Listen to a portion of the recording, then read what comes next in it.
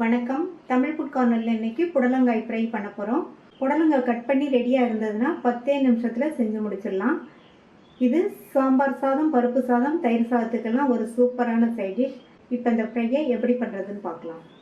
இது வரைக்கும் நம்ம சேனலை சப்ஸ்கிரைப் பண்ணாதவங்க சப்ஸ்கிரைப் பண்ணிவிட்டு பக்கத்தில் உள்ள பெல் பட்டனையும் கிளிக் பண்ணிக்கோங்க. இந்த பேனில் 1 டேபிள் ஸ்பூன் எண்ணெய் சேர்த்து, எண்ணெய் சூடானதும் அதில் 1/2 டீஸ்பூன் கடுகு,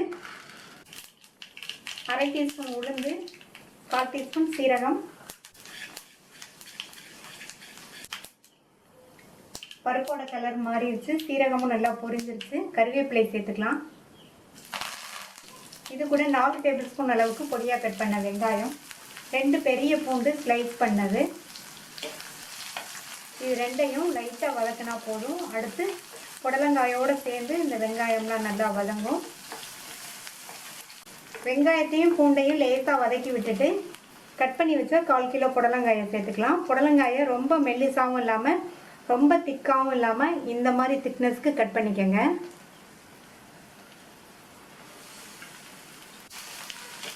புடலங்காயை சேர்த்துட்டு எண்ணெயிலேயே நல்லா 1 நிமிஷம் போல் வதக்கி விட்டுக்கணும்.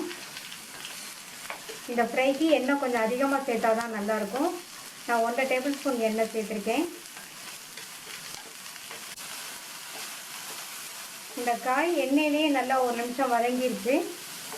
இப்போது இதுக்கு தேவையான அளவு உப்பு சேர்த்துக்கலாம். உப்பு சேர்த்துட்டு தண்ணி சேர்க்கணும். கொஞ்சமாக தெளிக்கணும் தண்ணி. 2 ஸ்பூன் போல் தண்ணி தெளிச்சிருக்கேன். நல்லா மிக்ஸ் பண்ணி விட்டுக்கணும். உப்பெல்லாம் எல்லா இடத்துலையும் பரவலாக இருக்கிற மாதிரி.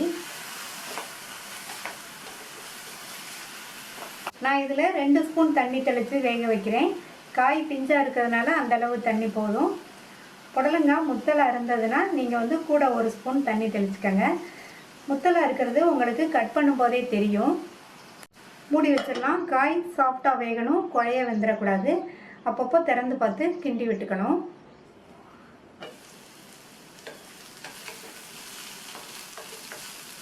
காய் குழையாமல் நல்லா கரெக்டாக சாஃப்டாக வெந்திருக்கு. இது கூட 1/4 டீஸ்பூன் மஞ்சள் தூள், 1 டீஸ்பூன் தனி மிளகாத்தூள். மிளகாத்தூள் உங்கள் காரத்துக்கு தகுந்தபடி சேர்த்துக்கங்க.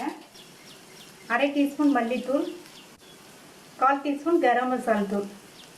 இந்த கரம் மசாலா தூள் நீங்கள் விருப்பப்பட்டால் சேர்த்துக்கங்க, இல்லைன்னா விட்டுறலாம்.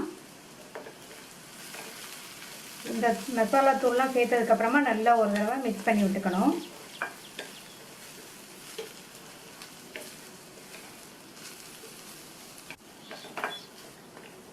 நல்லா கலந்து விட்டுட்டு ஸ்டவ்வை சிம்மில் வச்சுருங்க. மூடி போட வேண்டாம். 2-3 நிமிஷத்துக்கு இந்த மசாலாவோடு சேர்ந்து இந்த காய் ஃப்ரை ஆகிட்டுருக்கட்டும். சிம்லேயே வச்சு அப்பப்போ இந்த மாதிரி கிளறி கொடுத்து காய் நல்ல மசாலாவோடு சேர்ந்து ஃப்ரை ஆகி நம்மளுடைய டேஸ்டான புடலங்காய் ஃப்ரை ரெடி ஆயிடுச்சு. இந்த புடலங்காய் ஃப்ரை காரசாரமாக நல்ல வாசனையாக டேஸ்ட்டாக இருக்கும். நீங்கள் இதுவரையும் புடலங்காயில் இந்த மாதிரி ஃப்ரை ட்ரை பண்ணலைன்னா ஒரு தடவை ட்ரை பண்ணி பாருங்கள். இந்த சுவையான புடலங்காய் ஃப்ரையை ட்ரை பண்ணி பார்த்துட்டு உங்கள் கமெண்ட்ஸை சொல்லுங்கள். தேங்க்யூ.